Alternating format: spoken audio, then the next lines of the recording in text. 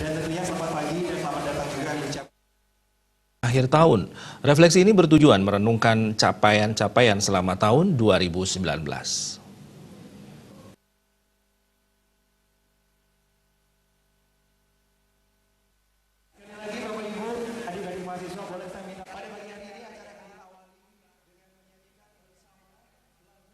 Refleksi akhir tahun ini dilaksanakan untuk merenungkan apa yang sudah dilakukan, capaian yang telah diraih selama tahun 2019, dan merencanakan kegiatan program tahun 2020. Selama tahun 2019 terdapat beberapa hal yang perlu dievaluasi dalam mewujudkan visi misi Universitas Udayana, SDM yang unggul, mandiri, dan berbudaya berdasarkan 4 pilar. Selama tahun 2019 telah dilaksanakan melalui organisasi tata kelola Universitas Udayana, kemudian membuat sejumlah aturan.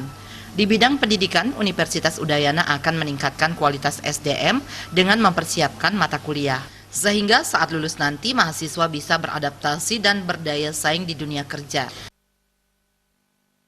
Udayana kali ini adalah merupakan ajang untuk merenungkan apa yang sudah dilakukan selama tahun 2019, capaian-capaian yang telah dilakukan, dan juga tentu untuk merencanakan kegiatan program di tahun 2020. Apa yang perlu dievaluasi? Ya, dari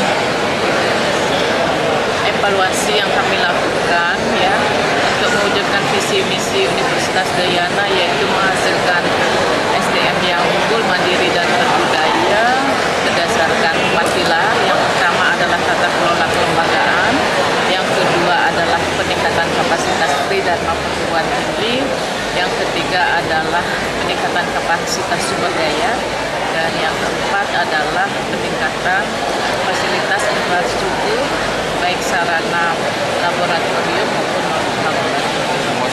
2019 tata kelola kelembagaan kita sudah laksanakan mengacu kepada OTK, organisasi tata kelola Universitas Udayana 2016. Kita membuat sejumlah peraturan ya, sampai akhir tahun ini kita mempunyai sekitar 32 peraturan rektor ya, sesuai dengan OTK tersebut. Ya, juga di bidang pelayanan publik kita mendapat apresiasi sebagai universitas yang cukup informatif ya.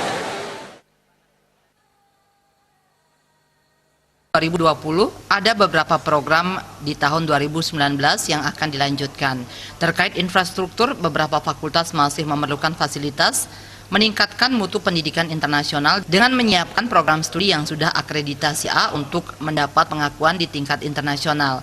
Dalam era globalisasi, tantangan yang perlu diperhatikan yakni daya saing SDM. Agung Ria, Bali TV.